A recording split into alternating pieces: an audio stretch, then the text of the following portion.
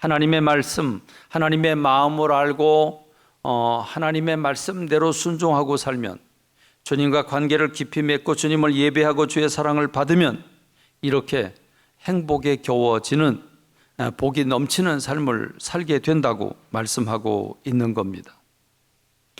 보십시오. 하나님께서 우리 인생들을 얼마나 사랑하시는지, 인생들에게 얼마나 당신의 영광, 당신의 복을 주시길 원하시는지 우리가 주님의 마음을 아주 넉넉히 읽을 수 있습니다. 하나님은 이것을 광야에서 10개월 동안 귀가 닳도록, 마음이 뜨거워지도록 이 10개월 동안 성막을 만들고, 그리고 율법을, 하나님의 마음을 가르쳐 주셨습니다. 이 훈련이 마침내 끝납니다. 10개월 걸쳐서 성막이 완성이 되고 말씀의 훈련이 끝납니다.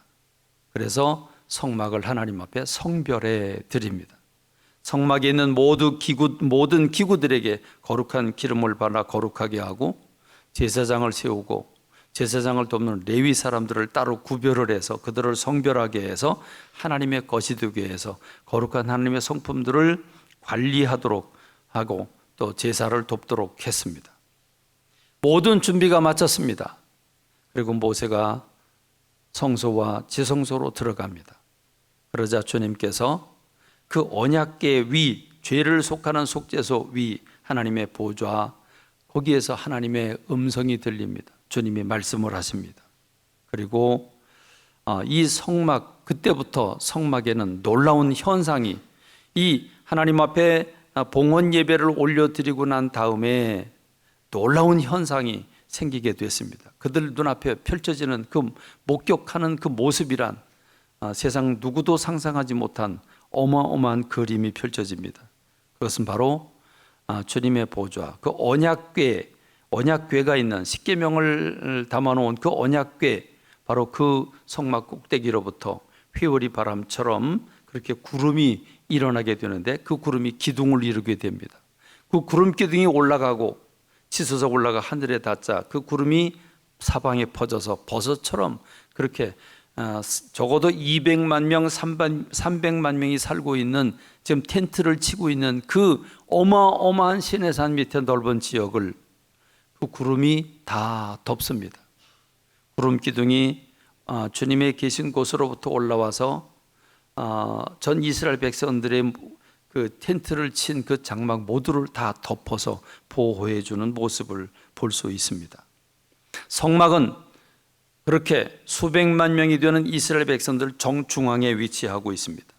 텐트를 친 그 텐트의 정중앙에 있습니다. 그리고 하나님은 그 12지파를 12 군영으로, 군대 조직으로 만드셨습니다. 그래서 이 성막을 중심으로 동서남북에 3지파씩 12지파를 각각 깃발을 만들고 그들로 진영을 짜게 하고 그 텐트를 치게 하셨습니다. 여러분 한번 그 그림을 상상해 보시기 바랍니다. 어떤 모습일까요? 우리가 적어도 한 15년, 20년 전에는 텐트를 직접 바닷가에 가서 치는 경험들을 많이 했죠. 그때 가보면 텐트촌이 있습니다. 텐트가 쫙 쳐져 있는 모습을 보면 참 좀 마음이 좀 달라지죠.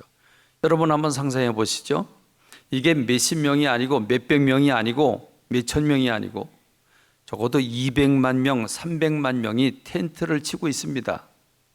그 텐트가 얼마나 많을까요? 그 장막들이 얼마나 많을까요? 여러분 한번 그 중앙에서 그 텐트를 치고 있는 정중앙에는 성막이 있고, 성막의 지성소 위에서 구름 기둥이 회오리 바람처럼 올라가 구름 기둥을 이루고 이스라엘을 덮고 있는 그 그림을 여러분 한번 상상해 보시기 바랍니다. 제가 누가 그려놓은 그림을 제가 준비를 했습니다. 한번 좀 방송실에서 보여주시죠.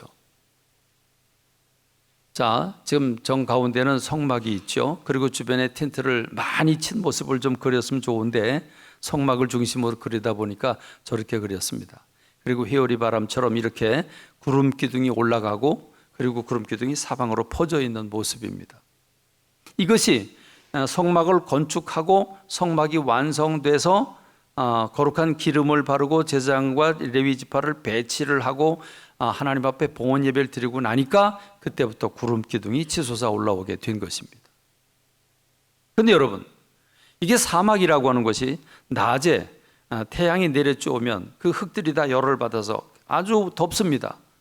그런데 저렇게 구름으로 가려주면 그래도 견딜만 하다고 그럽니다. 근데 놀라운 것은 밤이죠. 밤에는 사막이 또 매우 추워집니다. 여러분 놀랍죠? 다음 그림 좀 보여주시죠.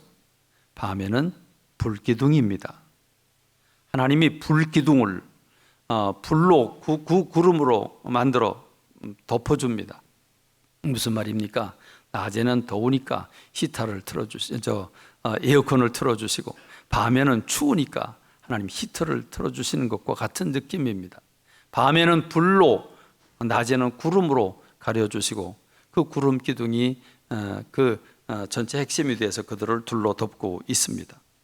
여러분, 그 광경을 제가 그 자리에 서서 지금 그 모습을 보고 있다면 얼마나 감동이 될까? 하나님이 사람들 속에 거하시는 모습, 그들을 그 닭이 많은 그 병아리들을 그 날개 아래 품는 것처럼 그렇게 당신의 백성들을 보호하시는 주님의 모습을 우리가 보게 된다면 얼마나 감동을 할까 하는 생각을 해봅니다. 그런데 여러분, 더 놀랍고 더 은혜로운 것은 그 저 불기둥이 움직인다는 사실입니다.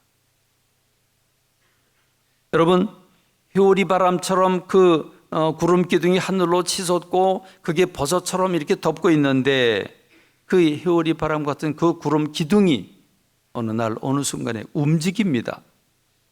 불기둥이 움직입니다. 밤에 움직이면 불기둥이 움직이는 것이고, 낮이면 구름 기둥이 움직입니다. 여러분 한번 생각을 해보시죠. 이렇게 구름 기둥, 불기둥이 움직이면 제사장은 나팔을 봅니다. 그리고 이스라엘 백성들은 텐트를 다 쌉니다. 그리고 레위 지파는 각각 맡은 구역에 따라 그 성막을 해체합니다. 그리고 그걸 수레에 싣기도 하고, 그걸 소중한 것들, 예를 들면 번제단이라든지 물두멍이라든지 또는 법궤라든지 이런 것들은 직접 제사장들이 어깨에 메고, 그러면서 그 구름 기둥을 따라서 언약궤가 맨 먼저 앞서가고 이스라엘 백성들이 그 뒤를 따라서 지금 이제 구름 기둥을 바라보고 가게 되는 겁니다. 행진이 되는, 군대 행진이 열려지게 됩니다. 여러분, 수백만 명이 지금 구름 기둥을 바라보고 그 뒤에 언약궤가 따라가고 언약궤를 바라보면서 이스라엘 백성들이 가고 있는, 행진하는 모습을 여러분 한번 상상해 보십시오. 여러분, 민수기는 그때 있었던 일들을 이렇게 보고하고 있습니다. 민수기 9장 15절로 19절의 말씀을 보면 이렇게 보고를 하죠. 성막을 세운 날에 구름이 성막 곧 증거의 성막을 덮었고, 저녁이 되면 성막 위에 불 모양 같은 것이 나타나서 아침까지 이르렀으되, 항상 그러하여 낮에는 구름이 그것을 덮었고 밤이면 불 모양이 있었는데, 구름이 성막에서 떠오를 때에는 이스라엘 자손이 곧 행진하였고, 구름이 머무는 곳에 이스라엘 자손이 진을 쳤으니 이스라엘 자손이 여호와의 명령을 따라 행진하였고 여호와의 명령을 따라 진을 쳤으며, 구름이 성막 위에 머무는 동안에는 그들이 진영에 머물렀고, 구름이 성막 위에 머무는 날이 오래일 때에는 이스라엘 자손이 여호와의 명령을 지켜 행진하지 아니하였으며, 구름 기둥이 움직이면 이스라엘 백성들이 보따리를 싸고, 그리고 구름 기둥을 바라보고 따라가고, 구름 기둥이 머물러 있으면 그게 몇 날 며칠이든 그냥 그 자리에 머물러 있는 겁니다. 이 구름 기둥과 불 기둥을 따라가는 것이, 바라보고 따라가는 것 얼마나 철저한지 이렇게 마주 기록하고 있습니다. 혹시 구름이 성막 위에 머무는 날이 적을 때에도 그들이 다만 여호와의 명령을 따라 진영에 머물렀고 여호와의 명령을 따라 행진하였으며, 혹시 구름이 저녁부터 아침까지 있다가 아침에 그 구름이 떠오를 때에는 그들이 행진하였고, 구름이 밤낮 있다가 떠오르면 곧 행진하였으며, 이틀이든지 한 달이든지 1년이든지 구름이 성막 위에 머물러 있을 동안에는 이스라엘 자손이 진영에 머물고 행진하지 아니하다가 떠오르면 행진하였으니, 곧 그들이 여호와의 명령을 따라 진을 치며 여호와의 명령을 따라 행진하고 또 모세를 통하여 이르신 여호와의 명령을 따라 여호와의 직임을 지켰더라 말씀하고 있습니다. 여러분, 어떤 모습인지 이해가 되시죠? 구름 기둥이 앞서가고 언약궤가 맨 앞장서가고 이스라엘 백성들이 그 뒤를 따라가는데 멈추면 멈추는데, 그게 이틀이든 그게 1년이든 그게 몇 년이든 구름 기둥이 머물러 있으면 그들도 함께 머물러 있고, 구름 기둥 움직이면 보따리 싸고 따라가는 그런 모습을 여러분 연상할 수 있을 것입니다. 그러므로 여러분, 이 희한한 풍경은 교회 공동체라고 하는 이 교회 공동체가 어떻게 움직이고 어떻게 가는가, 이 구름 기둥과 이스라엘 회중 백성들 전체를 생각하면서 이 희한한 풍경은 우리에게 무슨 교훈을 남겨주고 있습니까? 이스라엘 백성들은 어디를 가야 할지, 얼마나 머물러야 할지 계획을 세우거나 걱정할 필요가 없었다는 것입니다. 인생 계획이라고 하는 게 있을 필요가 없었습니다. 목적지는 분명히 젖과 꿀이 흐르는 땅인데 언제 갈지, 어떻게 갈지, 어디로 갈지 그 모든 과정을 우리 주님께서 인도하셨다는 것입니다. 여러분, 이 무엇을 의미합니까? 이스라엘 백성들이 계획을 세우느라고 머리를 쥐어짤 필요가 없다는 말입니다. 어디로 가야 할지, 언제 가야 할지 갈등할 필요가 없다는 말입니다. 이스라엘 백성들은 그저 어디로 가든지 언제 가든지 기쁜 마음으로 따라가기만 하면 된다는 사실입니다.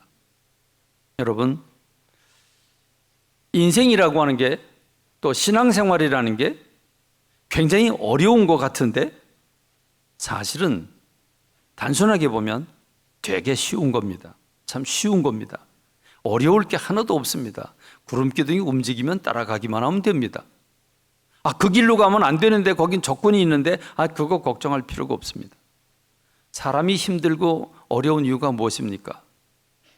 생각을 하는데 내가 미래를 알 수 있나요? 사람들의 깊은 속을 알 수가 있나요?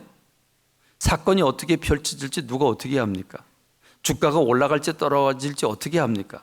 전쟁이 일어날지 안 일어날지 어떻게 합니까? 모르죠.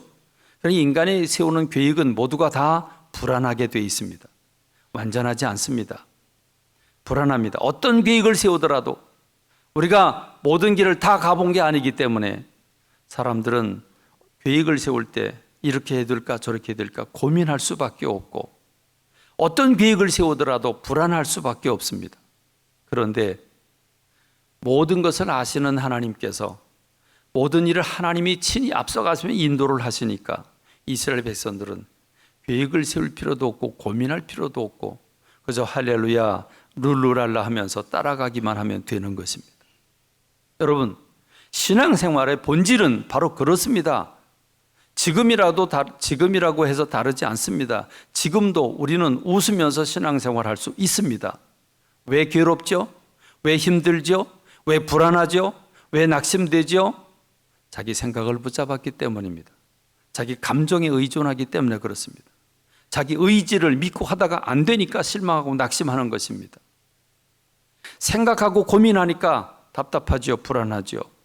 감정을 붙잡으니까 문제가 생깁니다. 여러분, 아담과 하와가 선악과를 왜 따먹었습니까? 선악과라는 게 무엇입니까? 선과 악을 알게 하는 나무입니다. 이건 선이고 이건 악이다라는 건 하나님께서 정하시는 일인데 사람이 선과 악을 선택해서 하다 보니까 죄가 된 것입니다. 그렇습니다. 인간이 하나님 되려고 선악과를 먹은 것입니다. 탐욕이 들어갈 때 생각이 어두워지고 감정은 무뎌지고 의지는 해제됩니다. 결국 선악과를 따먹고 인간에게 불행이 찾아오게 된 것입니다. 노아 시대 사람들은 하나님과의 관계를 끊어버리고 육체의 쾌락을 찾다가 그들은 물로 심판을 받았습니다. 니므롯 시대 사람들은 아예 인간이 주인이 되자고 바벨탑을 쌓아 하나님 계신 곳까지 올라가서 하나님께 도전을 하겠다고 했던 것이 니므롯 시대입니다. 여러분, 인간의 역사는 이렇게 자기 생각, 자기 감정, 자기 의지로 모든 걸 주관하고 내가 하나님 되겠다고 하는 게 인간의 삶입니다. 그렇게 살 때 불안해지고 싸우게 돼 있고 낙심하게 돼 있고 탐욕에 빠져서 무너지게 돼 있습니다. 그럼에도 불구하고 하나님은 그런 인생들을 결코 놓지 않았고 그런 인생들을 품에 안고 사랑하신 분이 주님이십니다. 아브라함을 부르시고 아브라함의 후손인 이 이스라엘 백성들을 통해서 젖과 꿀이 흐르는 가나안 땅에 보내면서 너희들은 그렇게 살아서는 안 된다. 너희들은 구름 기둥과 불 기둥만 보고 따라라. 그럼 내가 모든 일은 너희들에게 안내해 주마 말씀하고 계십니다. 사랑하는 성도 여러분, 지금 우리들도 저렇게 구름 기둥이 보였으면 좋겠죠. 저렇게 불 기둥이 보였으면 좋겠죠. 여러분 그렇죠? 그러면 아주 쉽게 따라갈 것 같습니다. 그런데 여러분, 놀랍게도 지금 저와 여러분에게 이 구름 기둥과 불 기둥보다 더 쉽게, 더 확실하게 여러분들에게 구름 기둥과 불 기둥을 보여주고 있습니다. 무엇입니까? 그것은 바로 성령님이십니다. 하나님은 성령님을 여러분 각 사람 안에, 여러분 안에 오시게 해서 예수님이 하신 말씀을 가르쳐 주시고 진리로 인도하고 주님이 기뻐하시는 삶을 선택하게 하고 주님이 싫어하는 삶을 버리도록 성령님께서 여러분을 돕고 계시고 보호하시고 인도하신다는 사실을 여러분 생각해야 됩니다. 로마서 8장 12절에 보니까 그러므로 형제들아 우리가 빚진 자로 돼 육신에게 져서 육신대로 살 것이 아니니라. 너희가 육신대로 살면 반드시 죽을 것이지만 영으로서 몸의 행실을 죽이면 살리니 무릇 하나님의 영으로 인도함을 받는 사람은 곧 하나님의 아들이라 그랬습니다. 하나님의 영, 성령님의 인도를 받아야 합니다. 성령님은 진리의 영이십니다. 성령님은 예수님이 하신 말씀을 다시 생각나게 하신다고 했습니다. 여러분들에게 잘못된 길로 갈 때 깨우쳐 주십니다. 여러분들이 하나님의 뜻이 무엇인지를 분별하게 가르쳐 주신 분이 성령님이십니다. 그러므로 성령님께 민감하고 성령이 내 안에서 충만해 성령이 나를 다스리도록 여러분을 내어드릴 때 비로소 여러분은 평안을 맛볼 수 있고 신나는 신앙생활을 할 수가 있습니다. 환경이 오두막이든지 궁궐이든지 그게 문제가 아니라 환경이 우리를 행복하게 해주는 게 아니라 내가 성령님께 붙들려서 그 기쁨으로 충만한가 그렇지 않은가, 주님께 맡기고 사는가 아닌가, 여러분이 고민하고 여러분이 계획을 세우고 여러분이 실수가 없으려고 하고 여러분이 모든 일을 다 완벽하게 하려고 하면 거긴 평안이 있을 수가 없고 불안할 수밖에 없고 그리고 완벽하게 세운 계획도 세상에 없다고 하는 사실을 우리가 알아야 됩니다. 그렇습니다.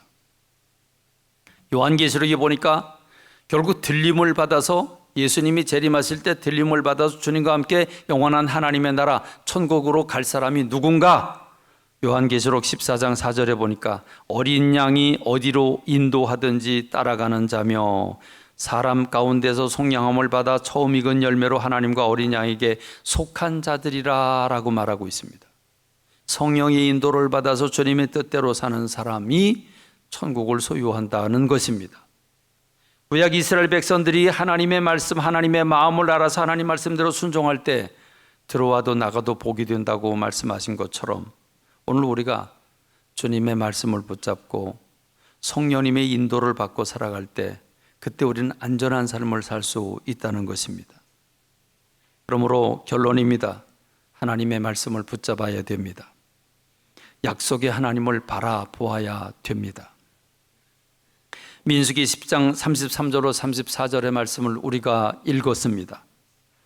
그들이 여호와의 산에서 떠나 3일 길을 갈 때에 여호와의 언약궤가 그 3일 길에 앞서가며 그들의 쉴 곳을 찾았고 그들이 진영을 떠날 때에 낮에는 여호와의 구름이 그 위에 덮였었더라. 무슨 말입니까? 이스라엘 백성들이 첫 번째 이제 나팔 소리와 함께 구름 기둥이 움직이고 나팔을 불고 그리고 젖과 꿀이 흐르는 땅을 향해서 출발을 하고 첫 번째 여정은 시내산에서 바란 광야까지였고 그건 3일 길이었습니다. 그 3일 길을 가는데 3일 길을 누가 찾았다고요? 누가 앞서갔다고요? 언약궤가 앞서갔다고요. 언약궤 꼭대기에 주님이 계시고 주님이 그 거기로부터 회오리 바람이 그 구름 기둥이 일어나게 되는데 그 구름 기둥을 인도하신 분은 하나님이셨고 하나님은 말씀을 기초로 하고 계십니다. 그러므로 3일길을 갈 때에 여호와의 언약궤가 그 3일길에 앞서가며 그들의 쉴 곳을 찾았고 그들이 진영을 떠날 때 낮에는 여호와의 구름이 그 위에 덮였더라. 그렇습니다. 우리 인생길 앞에 언약궤가 가야 합니다. 언약궤는 십계명을 담은 궤짝이죠. 주님의 약속을 담은 궤입니다. 다시 말하면 하나님의 말씀이 저와 여러분의 삶을 이끌어야 되는 줄로 믿습니다. 내 생각과 내 감정과 내 의지가 아니라 하나님의 뜻, 하나님의 마음이 나를 다스리도록 나를 열어주실 때 비로소 오두막 같은 곳에서도 찬양이 우러나올 수 있습니다. 궁궐 속에 산다고 할지라도 우리는 불안해할 수밖에 없는데 주님을 모시고 주님의 뜻대로 살아갈 때 비로소 우리가 안전한 삶을 살 수 있는 것입니다. 신문도 보고 TV도 보고 요즘은 네이버가 아니라 유튜브에게 물어봐야 된다고 그러는데 유튜브에게도 물어보면 여러분 오이 하나를 심고 가지 하나를 심는 것도 유튜브에 보면 열불나게 그걸 열심히 소개하는 사람들 많습니다. 많은 시간 내가지고 친절하게 가르쳐 주는데 여러분 그거 다 믿지 마세요. 제가 그거 따라하다가 망합니다. 장미 가지치기 하면 이렇게 하면 된다고 그래가지고 심어봤더니 다 죽었어요. 나는 똑같이 했다고 했는데 죽더라고요. 무슨 말입니까? 사람마다 다 방법이 달라요. 환경이 달라요. 그 사람이 심는 땅이 다르고 환경이 다른 거예요. 그건 남들이 한다고 다 따라해서 되는 일이 아니에요. 오늘 저와 여러분들에게 무엇이 필요합니까? 내 생각과 내 감정과 내 주변 사람들의 생각 TV가 아니라 하나님의 말씀이 저와 여러분을 주장하게 해야 되는 줄로 믿습니다. 아무리 바빠도 아무리 힘들어도 아무리 아파도 밥은 먹지요. 그래야 기운을 차리고 그래야 병을 이길 수 있으니까. 아무리 바빠도 아무리 힘들어도 아무리 아파도 영적인 밥은 먹어야 됩니다. 그렇습니다. 여러분이 하는 일에 앞서가시면서 주님이 도와주시면 그 길이 순탄하게 되는 줄로 믿습니다. 괴가 쉴 때에는 말하되 여호와여 이스라엘 종족들에게 돌아오소서. 자, 괴가 쉰다는 말은 이스라엘 백성들이 진을 치고 잠을 자고 쉰다는 얘기죠. 그러니까 주님이 돌아오셔서 가운데 계셔서 우리를 품어달라는 얘기죠. 여러분 이게 뭡니까? 이 기도, 이 모세의 기도가 무슨 기도입니까? 이게 바로 새벽 기도입니다. 새벽에 주님 앞에 와서 주님 오늘 하루 일과를 주님 앞에 위탁합니다. 내가 오늘 어떤 일을 해야 되는데 어떻게 해야 될까요? 가야 될까요? 말아야 될까요? 이렇게 해야 될까요? 저렇게 해야 될까요? 주님께 물어볼 때 성령님께서 친절하고 자상하게 가르쳐 주신 줄로 믿습니다. 힘을 주시고 지혜를 주시는 줄로 믿습니다. 그 일을 위해놓고 기도하는데 하나님 지혜를 주신단 말이죠. 그럼 내가 미리 챙길 거 챙기고 할 거 하고 그러면 모든 일이 순탄하게 되는 줄로 믿습니다. 새벽 기도는 광신자만 나오는 게 아닙니다. 여러분 모두가 새벽에 주님 앞에 나와서 기도하며 하루 일과를 맡겨보면서 여러분 삶을 살아보십시오. 삶이 다른가 같은가? 여러분 만일 똑같다면 안 나오셔도 됩니다. 그러나 육신이 연약해서 못 나왔으면 아침에도 낮에라도 점심시간에라도 아니면 저녁에라도 오셔서 기도해야 됩니다. 기도가 주님께 맡기는 이 기도가 여러분의 삶을 평안하게 하시기 때문입니다. 여러분 제가 교회에 있다 보면 기도 소리가 왕왕 종종 들립니다. 어떤 분들은 낮에 와서 기도하고 어떤 분들은 저녁에 퇴근하고 와서 기도하고 어떤 분들은 아침에 집안 청소하고 아침에 부지런히 오셔서 기도하시는 분들이 있습니다. 늘 기도 소리가 교회에서 들리는 게 얼마나 행복한지 모릅니다. 기도는 하나님의 인도함을 받는 지름길입니다. 그러므로 말씀과 기도가 여러분의 삶을 이끌어가게 해서 여러분들이 평안을 맛보고 행복을 맛보며 여러분이 하는 모든 일이 순탄하게 되고 복을 받고 누리기를 주님의 이름으로 축원합니다.